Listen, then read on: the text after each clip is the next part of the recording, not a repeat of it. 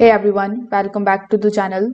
In today's video, I will show you how to access and use Google's Gemini 3.1 step by step. Now, Gemini 3.1 is one of the Google's latest AI models designed to help with writing, coding, research, and problem solving using advanced reasoning and multimodal abilities.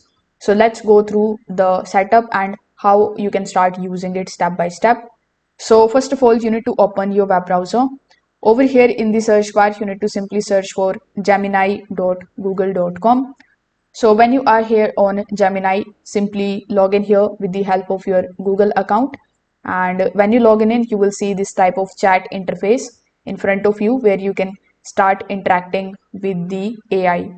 So here inside the chat interface, you just have to look for the current model that it is basically using.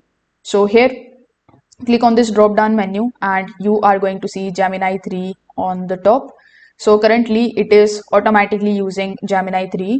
In Gemini 3 we have bunch of other models available like Fast Thinking Pro, and then if you want to use the upgraded version of Google AI Plus, you can select the upgrade option. So here we have the option of advanced math and code with 3.1 Pro. So you can select the 3.1 option, or you can just simply select the fast or the thinking option, because these are also coming under 3.1 model. So over here, after selecting it, you can just simply start providing the prompt to the Gemini. For example, you can type something like this: explain the quantum computing in simple terms. So instead of fast, I'm going to select it pro and then I'm going to hit enter. Now what Gemini is going to do, it is going to generate the responses based on the prompt that you have given to it.